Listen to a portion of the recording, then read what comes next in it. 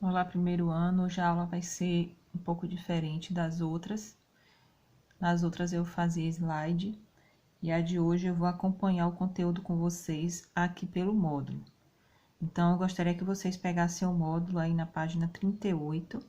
Nós vamos começar a trabalhar aqui com bioenergética, que é o conteúdo de vocês do capítulo 4, do volume 2.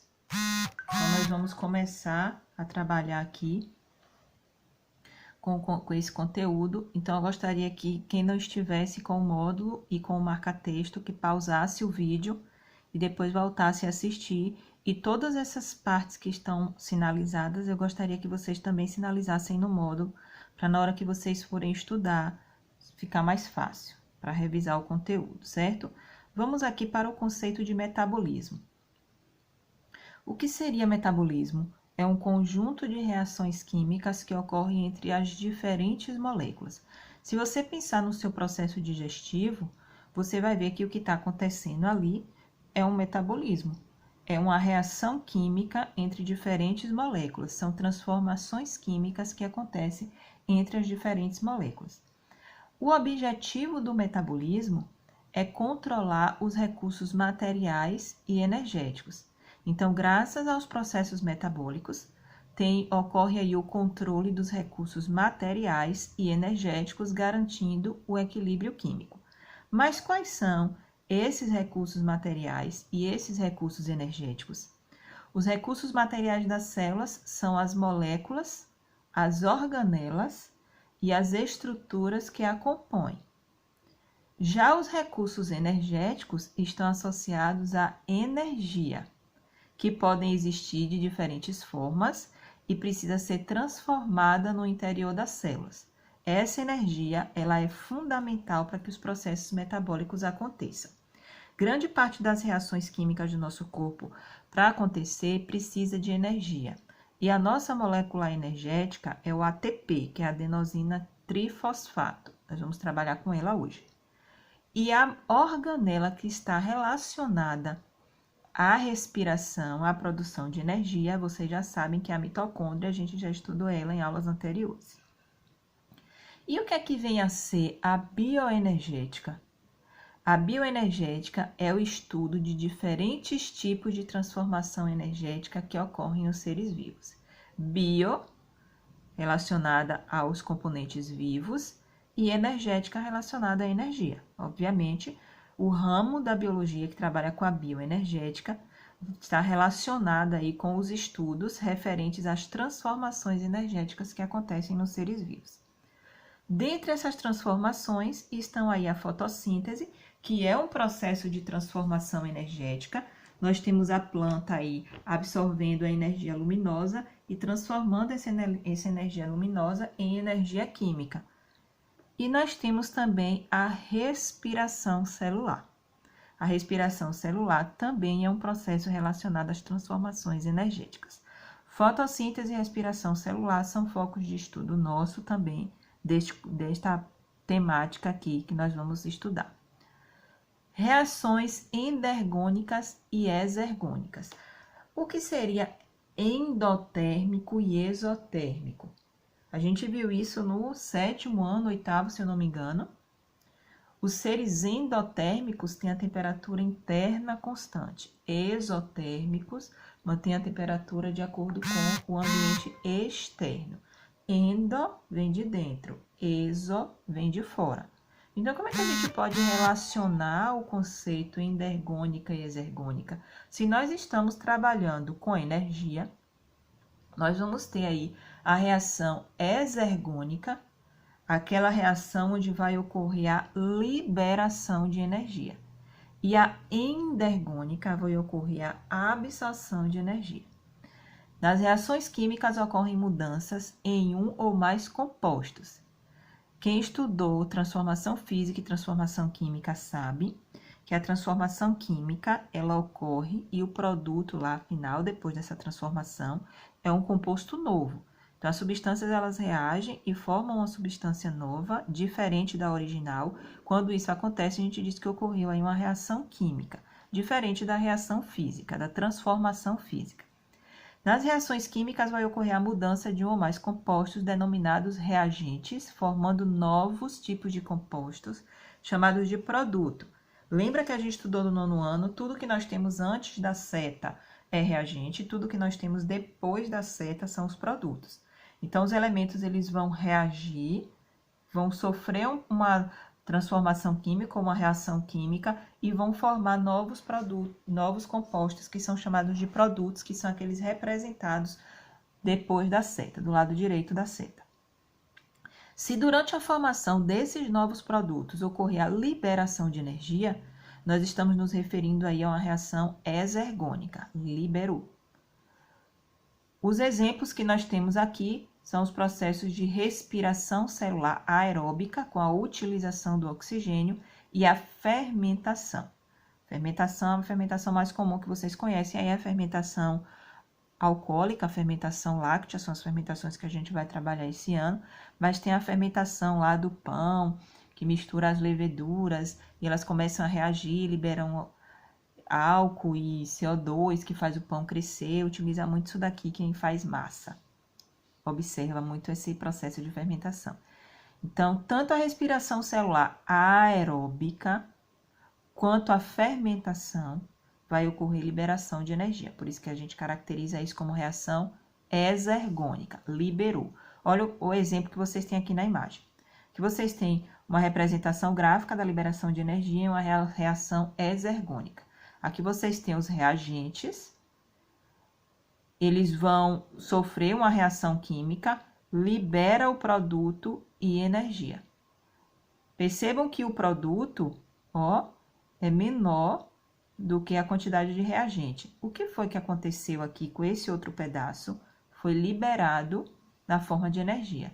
Lembra que na natureza nada se perde, nada se cria, tudo o que, gente? Se transforma, não é isso?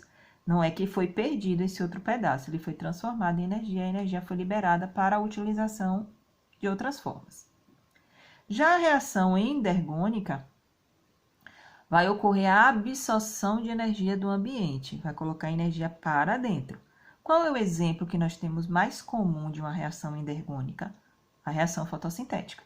Na reação da fotossíntese ocorre a absorção de energia luminosa. Olhem aqui os reagentes, esse reagente pode ser água e CO2, absorve energia e nós temos como produto aqui a glicose, por exemplo, o oxigênio, que são produtos da fotossíntese. Beleza? Vamos lá agora para a seção ATP. Para a famosa molécula energética da biologia, adenosina trifosfato. De que é que ela é formada? De que é que o ATP ele é formado? O ATP ele é formado por um açúcar chamado de ribose.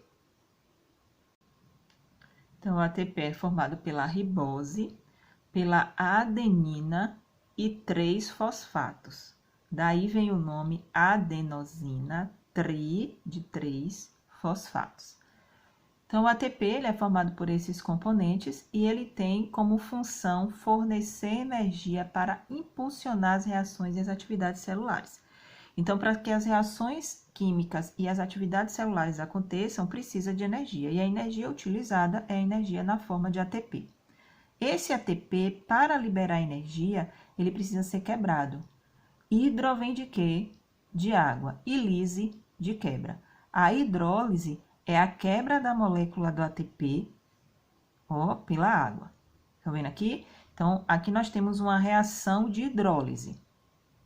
A quebra do ATP, a água quebra o ATP e libera o ADP mais fosfato e energia.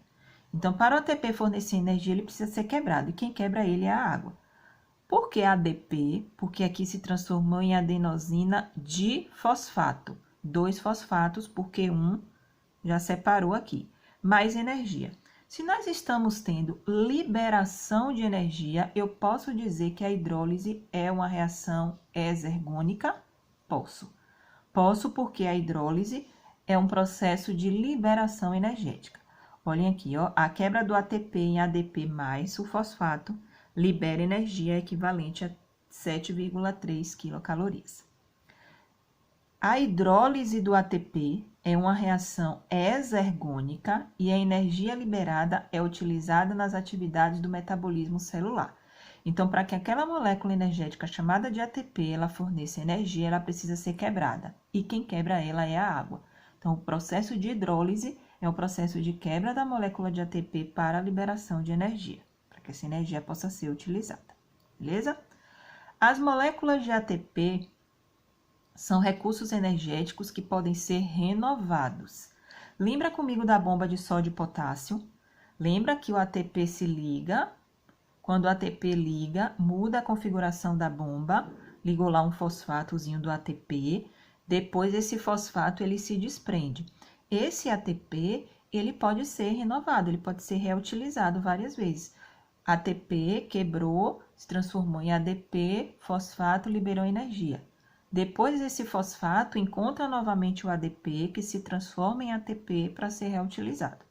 Eu sei que esse conteúdo ele é complexo, mas ele é importante, a gente vai devagar, que é para vocês poderem compreender.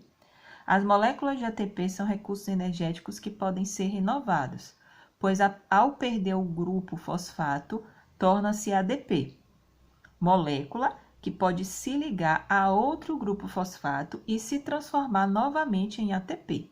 Compreenderam aqui como é que vai acontecer? A gente tinha um ATP. Esse ATP se transformou em ADP. Só que esse ADP, esse 2-fosfato, ele pode encontrar um fosfato de novo e se transformar novamente em um 3-fosfato. Esse processo a gente denomina de ciclo do ATP e alterna reações que absorvem energia e que liberam energia, ou seja, reações endergônicas e reações exergônicas. Olhem aqui.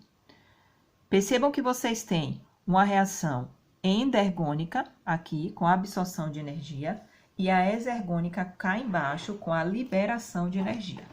Acompanhem comigo. Aqui vocês têm quantos fosfatos, ó? 1, 2, 3. Quebra, hidrólise. Lembram?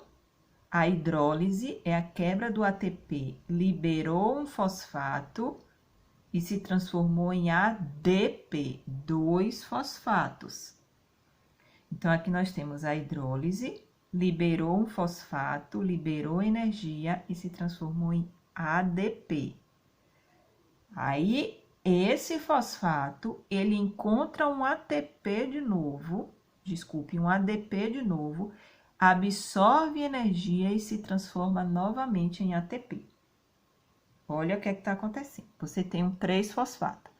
Esses 3 fosfatos, ele vai ser quebrado.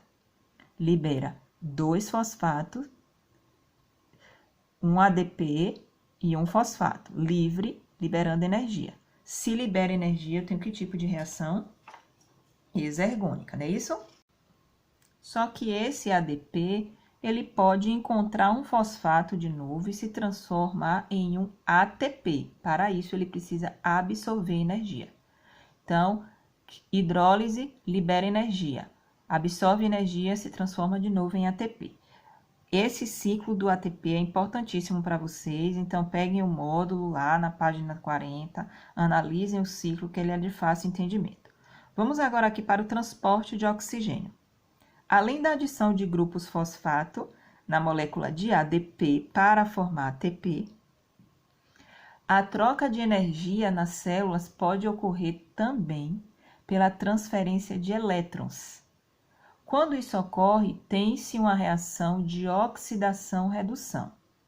Oxi, que é também conhecido como oxirredução ou reação redox, é a mesma coisa. Então, vocês, quem estiver estudando por outras bibliografias, caso encontre lá a reação redox ou oxirredução, é a mesma coisa que reação de oxidação-redução, em que um átomo e uma molécula perde um ou mais elétrons. Quando ele perde, ele oxida. Quando ele recebe, ele reduz. Ah, tia, isso é para enlouquecer a gente, porque eu estudei a vida toda que quando reduz, diminui, é porque perde, agora tu está dizendo o contrário, mas a biologia é assim mesmo. Quando a molécula ela perde um ou mais elétrons, ela oxida. Quando ela recebe, ela reduz. Então, como na natureza nada se perde, nada se cria, tudo se transforma, quando um átomo e uma molécula perde um ou mais elétrons, ele oxida. O outro recebe o que foi perdido, então ele reduz. Enquanto um oxida, o outro reduz. O outro recebe o que foi perdido. O hidrogênio é um elemento químico que está envolvido nas reações de transformação de energia nas células. As moléculas no interior da célula apresentam afinidade pelo hidrogênio e acabam transportando a diferentes reações. Só que para esse hidrogênio ele ser transportado, ele precisa de moléculas transportadoras. Então, nós temos aqui o NAD, que é a dicotinamida adenina dinucleotídeo, e o FAD+, que é a flavina adenina dinucleotídeo. Então, nós temos aqui essas duas moléculas, o NAD e o FAD, que elas são transportadoras de hidrogênio. Então, o que é que acontece aqui? Essas substâncias passam da forma oxidada para a forma reduzida. Reduzida não é quem recebe, então, quando o NAD recebe o hidrogênio, ela se transforma em NADH. E quando o FAD recebe o hidrogênio, ele se transforma em FADH. Beleza? As reações de oxidação e redução são reversíveis, elas podem participar de novos ciclos redox. Assim como o ADP, o ATP, ele pode ser renovado, pode perder e pode encontrar de novo um fosfato, aqui também acontece isso.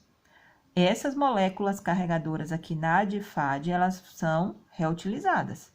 Elas são reversíveis. Ligou hidrogênio, esse hidrogênio ele pode se desligar e esse NAD pode se ligar a um outro em outro momento. Ok? Cada molécula reduzida de NAD leva à formação de 3 moléculas de ATP, ao passo que o FAD leva à formação de apenas 2 moléculas de ATP. Então, o NAD, ele consegue carregar, formar muito mais energia do que o FAD. Eu gostaria que vocês fizessem em casa essa atividade da página 41 41 e 42? Não, só a 41.